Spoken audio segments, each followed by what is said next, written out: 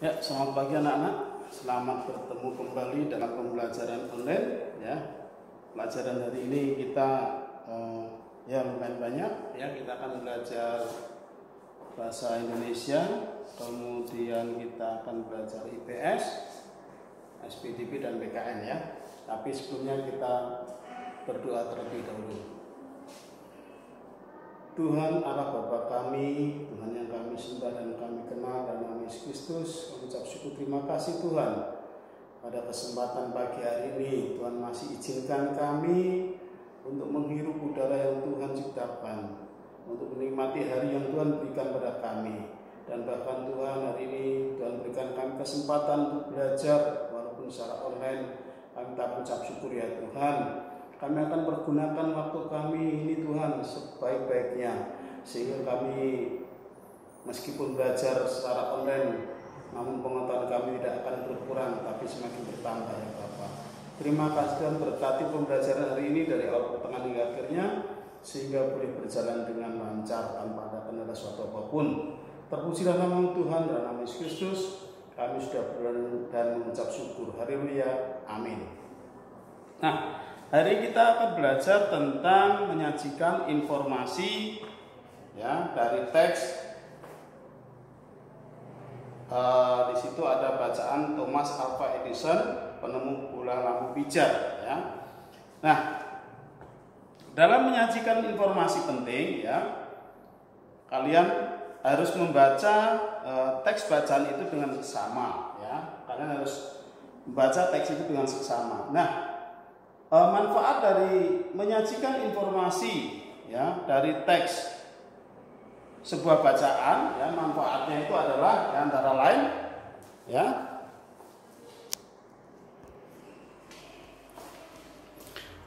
dari bacaan yang kita baca ya, kita akan mendapatkan informasi yang benar ya, kita akan mendapatkan informasi yang benar.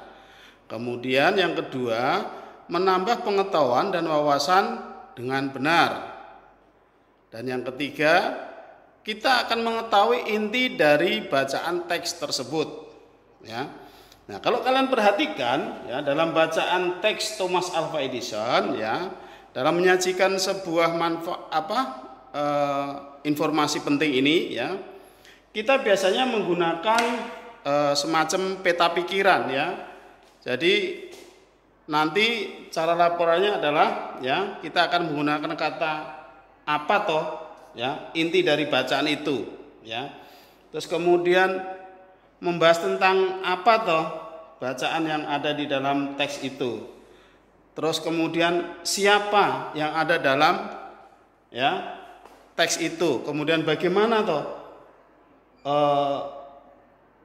dia bisa menemukan ya lampu pijar, kemudian di mana ya dan kapan itu ya. Nah, nanti kita bisa belajar tentang itu ya.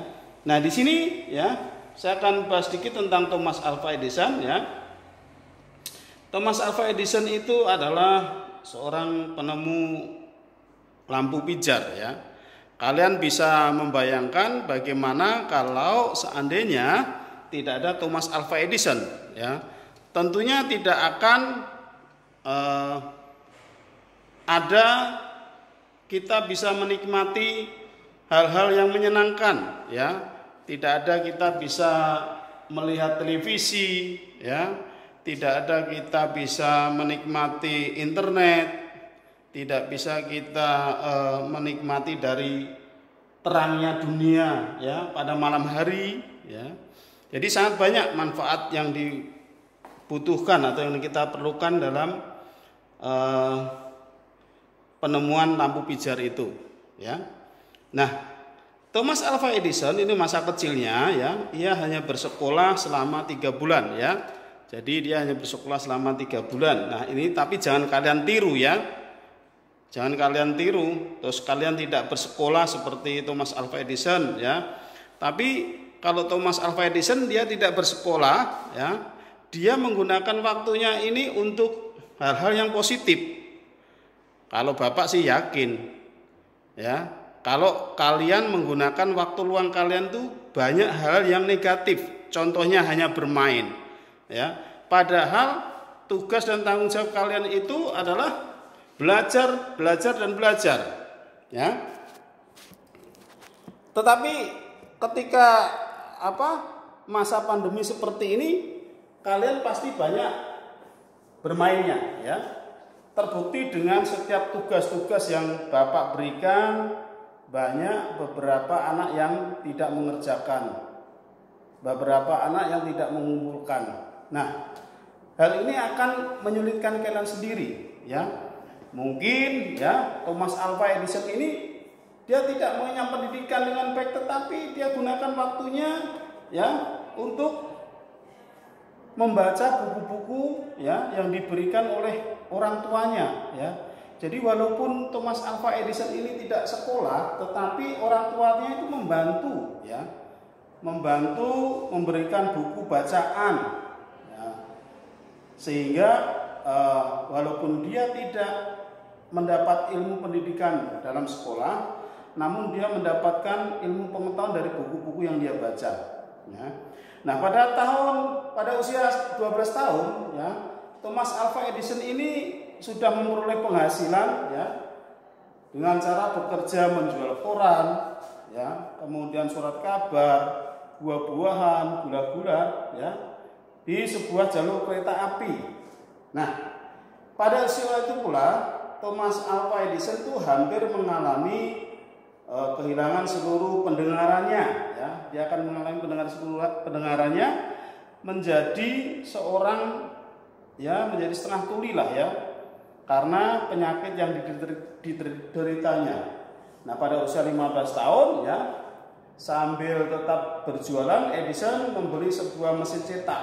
Nah, pemikiran dia aja udah sampai gitu, ya, usia 15 tahun udah belajar untuk memberi alat cetak. Nah, mungkin dia berpikiran, wah, kalau aku membuat surat kabar sendiri, ya, mencetak sendiri akan lebih untungnya akan banyak, gitu, ya. Nah, kemudian Edison membeli sebuah mesin cetak kecil bekas yang selanjutnya dipasang pada sebuah bagasi mobil. Kemudian dia mencetak korannya sendiri, ya, korannya namanya Weekly Herald, ya, yang dicetak, diedit dan dijualnya di tempat dia berjualan. Nah, pada musim panas tahun 1862, Edison menyelamatkan seorang anak berusia 3 tahun, ya, yang hampir tertabrak mobil. Nah, anak ini adalah, ya, atau bapaknya, orang tuanya itu, ini dia bekerja di stasiun kereta api, ya, sebagai kepala stasiun kereta api.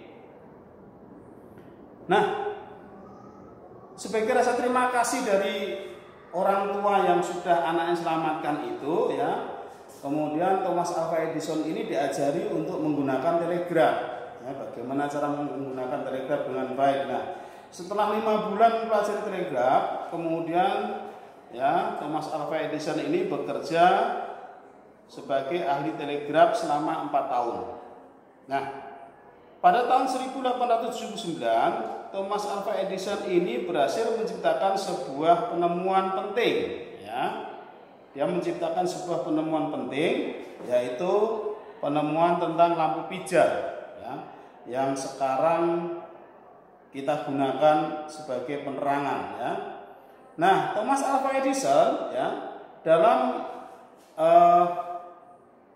menjalani hidupnya, ya, dia juga sudah mengalami beberapa kegagalan, ya.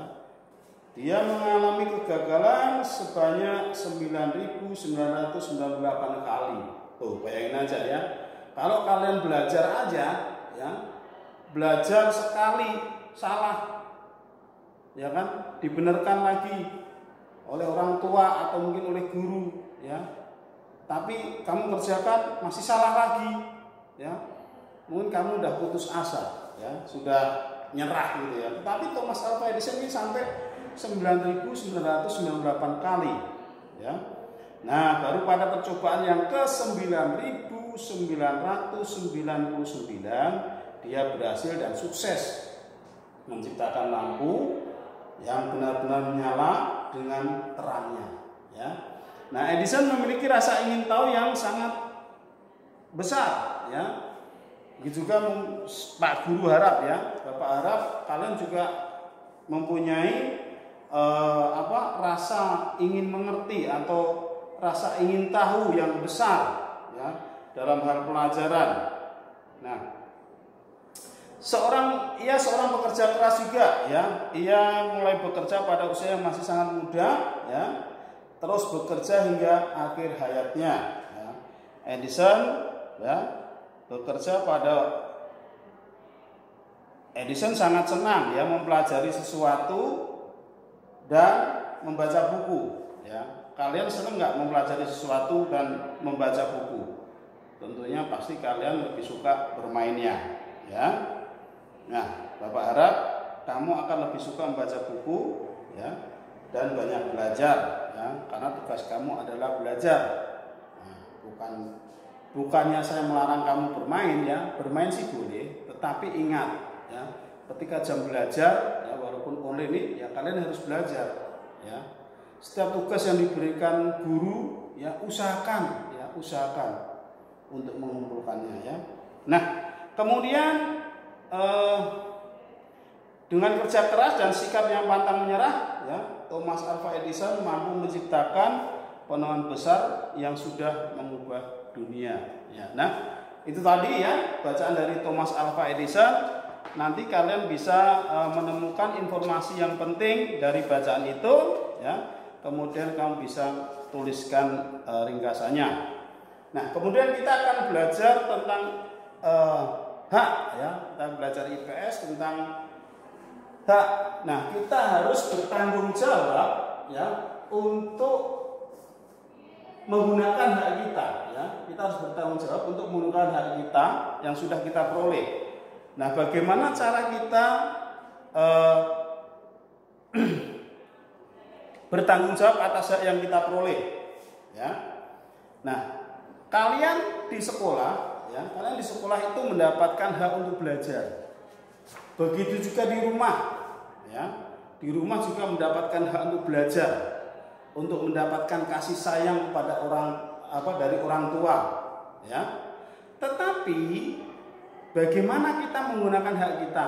Apakah kita menggunakan seenaknya, ya? Contoh ibaratnya, ya. Contoh, memang kamu di sekolah itu, ya, mendapatkan hak untuk belajar, ya. Nah, mentang-mentang kamu di sekolah karena membayar, ya kan, bayar SPP, ya, bayar uang kegiatan dan sebagainya.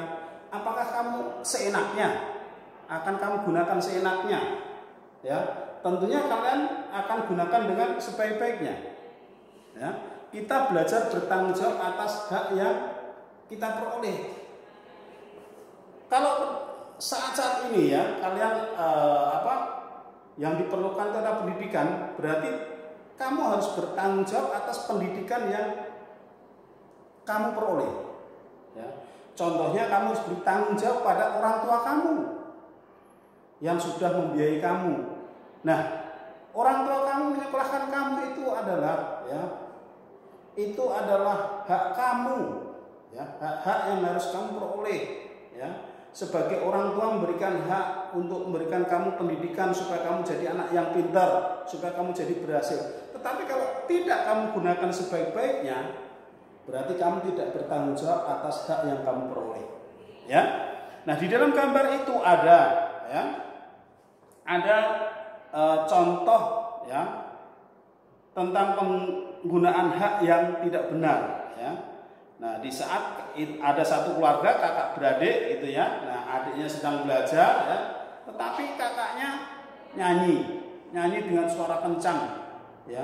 Nah, ini akan mengganggu daripada hak adiknya. Nah, ya, hak adiknya belajar, dia membutuhkan ketenangan, ya, membutuhkan suasana yang tenang. Tetapi ketika kita berteriak-teriak, kita nyanyi kencang-kencang, itu akan mengganggu. Nah, ini adalah contoh dari penggunaan hak yang tidak benar. Jadi kita tidak bertanggung jawab dengan hak yang sudah kita peroleh. Nah, marilah, ya, kita akan menggunakan hak yang sudah kita peroleh ini ya dengan baik dan dengan benar. Nah, bagaimana caranya? Ya, caranya kita harus bertanggung jawab. Ya. Kemudian kita harus menggunakan hak itu dengan sebaik-baiknya. Ya, kalau waktunya belajar, ya itu kan hak kamu untuk berpelajaran. Waktunya belajar ya kamu harus belajar. Ya. Jadi Bapak harap ya kita harus menggunakan hak yang kita peroleh ini dengan benar sebagai tanggung jawab kita ya kepada Tuhan dan kepada orang tua yang sudah memberikan hak itu kepada kita sehingga kita menjadi anak-anak yang berhasil ya. Nah, kemudian kita akan lanjut ya, kita akan lanjut untuk belajar tentang lagu daerah ya. Lagu daerah ya. Nah, kemarin minggu yang lalu ya kalian sudah belajar lagu daerah yaitu Marian Tomong ya. Marian Tomong itu adalah lagu dari Tapanuli, tetapi ada beberapa kalian yang tidak mengerjakan atau tidak memberikan video WA ke Bapak. Nah, ini adalah satu contoh ya. Satu contoh apa? Tidak bertanggung jawab atas hak itu tadi ya. Jadi Bapak harap ya kalian ini belajar dengan baik. Ya. Sebenarnya Bapak sebagai guru ya, Bapak sebagai guru itu sebenarnya prihatin juga. Apalagi saat-saat seperti ini ya, kita nggak bisa belajar secara tatap muka, secara langsung. Ya kalau Bapak disuruh milih, mungkin pilihannya juga sama dengan kamu. Enakan mana Pak? Belajar online atau enakan belajar langsung? Ya enakan belajar langsung. Ya, apa yang dijelaskan, ya. Jadi Bapak bisa menatap wajah kalian, ya, bisa mengetahui kalian udah paham atau belum. Ya, jadi kalau disuruh pilih ya pasti pilih belajar langsung. Tetapi memang ini Tuhan izinkan kita untuk belajar secara online. Ya. Nah, kita akan belajar tentang lagu daerah ya. Ya, lagu daerah itu banyak ya. Ada beberapa lagu daerah ya yang kita miliki ya. Ada beberapa lagu daerah yang kita miliki itu adalah sebagai aset ya kebudayaan kita ya. Nah, setiap lagu daerah itu memiliki keunikan masing-masing ya. Lagu daerah itu ya dapat kita lihat ya. Jadi memiliki keunikan masing-masing itu dapat kita lihat dari syairnya ya, tangga nadanya dan iramanya. Nah, kemarin kamu sudah belajar tentang interval nada ya. Nada itu ada 7 dari C, D, E, F, G, A, D ya. Terus di sini ada C lagi. C ini C tinggi ya. Jadi kalau dibaca do, re, mi, fa, sol, la, si, do. Ya. Nah, kemarin sudah belajar tentang interval nada ya, atau jarak nada. Ya. Jadi jarak nada, saya ingatkan lagi ya, dari do ke re ini adalah 1. Dari re ke mi 1. Dari mi ke fa ini adalah setengah. Ya. Dari fa ke sol 1. Dari sol ke la 1. Dari la ke si 1. Si ke do itu setengah. Ya. Nah, kalau kita memahami ya tentang jarak-jarak nada ini ya, ketika kita menyanyikan sebuah lagu ya pasti kita akan mengerti gitu ya. Tetapi bagaimana cara menyanyikan lagu dengan tepat ya, itu yang terpenting itu adalah nadanya ya, nadanya. Nah, nadanya. Kadang-kadang ada orang ya, kalau disuruh menyanyi langsung bilang, ah nggak bisa nyanyi. Loh, orang diberi kepercayaan ya, diberi kepercayaan untuk nyanyi, tapi nggak mau ya. Bahkan membatasi diri kalau tidak bisa nyanyi ya. Yang bisa menilai kita bisa nyanyi dan tidak itu adalah ya kalau di sekolah ya gurunya ya. Ketika kamu nggak bisa nyanyi, gurunya akan mengajari ya. Masa kalah sama burung ya kan? Burung aja nggak bisa nyanyi ya kan? Ya, yang hobi burung tuh ya, contohnya itu ya. Banyak beberapa orang beli burung itu juga belum bisa berkicau. Kemudian diajari ya kan? Diajari, dicetek-cetek gitu kan ya, tiap pagi dilatih dan sebagainya. Ya, akhirnya bisa nyanyi juga. Nah, saya berharap juga kamu begitu bisa nyanyi ya. Nada. Nah, nada ini ya, ada nada tinggi, ada nada sedang, ada nada rendah. Ya. Nah, nada tinggi pria ya itu disebut dengan tenor. Ya, tenor. Ya, tenor. Kemudian nada sedang itu bariton. Ya, kalau nada rendah itu bass. Nah, ini untuk pria. Nah, sedangkan untuk wanita ya, nada tingginya itu ya, itu sopran. Sopran. Ya, kemudian nada sedangnya mezzo-sopran.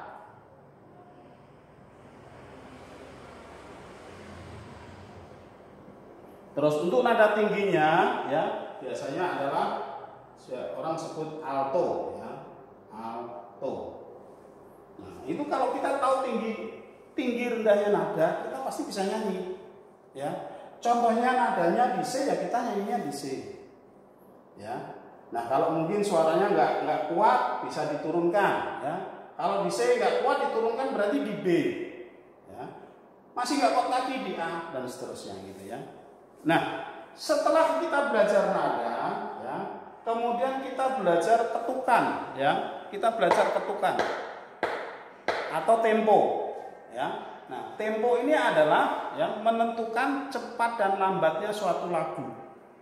Ya. Jadi lagu dikatakan ya di situ 4/4, 3/4, 2/4 ya kan. Itu ditentukan dari tempo. Ya, temponya atau kecepatan nadanya.